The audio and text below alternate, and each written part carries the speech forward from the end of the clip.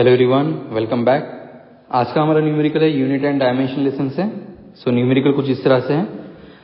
बूमरंग has mass m, surface area a, radius of curvature of lower surface is r and it's moving with the velocity v in air of density rho.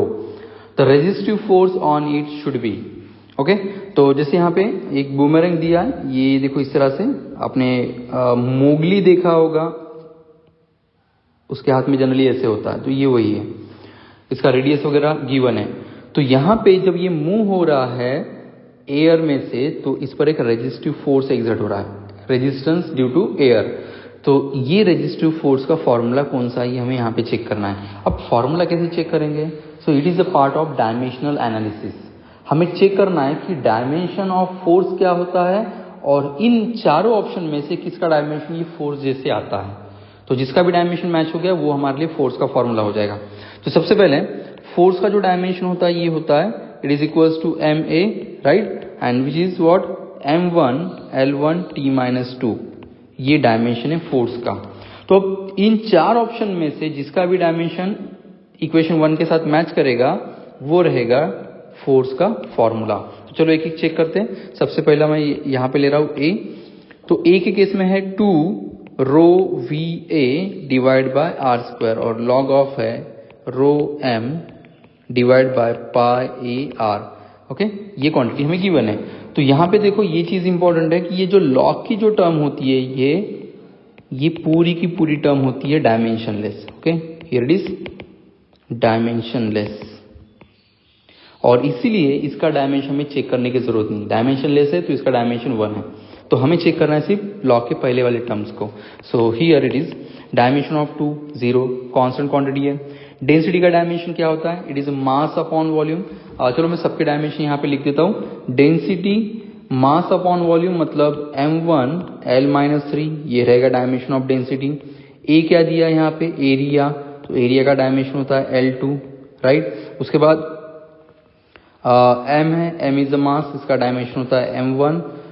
Then उसके बाद radius का अगर dimension लिखते हैं तो simply l1, और velocity v, इसका dimension होता है l1 t-1, राइट। सॉरी, इसको भी डायमेंशन फॉर्म में लिखना चाहिए था। तो ये हो गए सभी के डायमेंशन जो हमें याद रखना जरूरी है। तो एक एक वैल्यू अगर रिप्लेस करते हैं तो हमें देखो क्या मिलेगा। रो का डायमेंशन हमने लिखा m1 l-3, v का डायमेंशन l1 t-1, और एरिया का हो जाएगा l2 डिवाइड बाय r का डायमेंशन है l1, लेकिन स्क्वायर है इसलिए 2 लिख देंगे हम लोग यहाँ पे। सो न्यूमरेटर सिंप्लीफाई करते हैं m1 l-3 +1 +2 मतलब ये हो जाएगा 0 t-1, राइट, और यहाँ पे हो जाएगा l2। यहाँ पे हम लोग देखो जैसे मल्टीप्लीकेशन जैसे करते, जैसे मैंने अगर पूछा कि x इंटू एक्स क्या होता है तो आप लोग बोलोगे x²। कैसे आया? हमने पावर का यहाँ पे सम कर दिया। वैसे हम लोग ब्रैकेट के अंदर जो टर्म्स है उनका मल्टीप्लीकेशन कर रहे हैं, इनडायरेक्टली उनके पावर का सम कर रहे हैं। तो l का पावर पहले इसमें -3 है, बाद में सेकंड इसमें है +1 मतलब -2, और फिर +2 है तो +2 -2 0 हो जाएगा।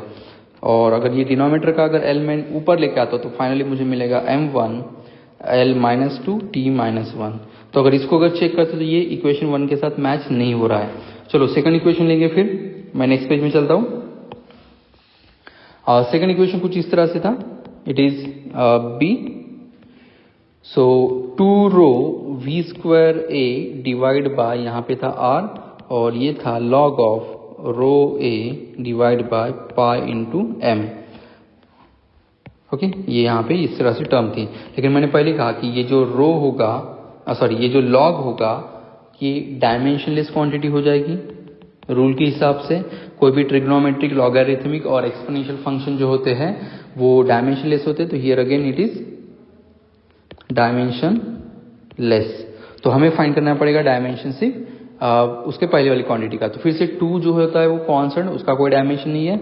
सो रो का डायमेंशन m1 l-3, v ये एक्चुअली l1 t-1 होता है, बट यहाँ पे स्क्वायर है इसलिए मैं 2 यहाँ पे ले लूंगा। एरिया सिंपली l2, और r हियर इज l1।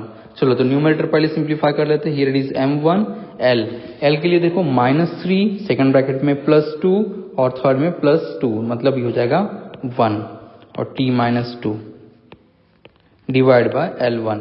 तो जब ये L1 ऊपर जाएगा तो मिलेगा हमें M1 L + 1 - 1, क्योंकि जब डिनोमिनेटर का L1 ऊपर जाएगा तो पावर में -n आ जाता है, तो ये 0 और t - 2। तो ये भी जो है वो इक्वेशन नंबर 1 से मैच नहीं हो रहा है।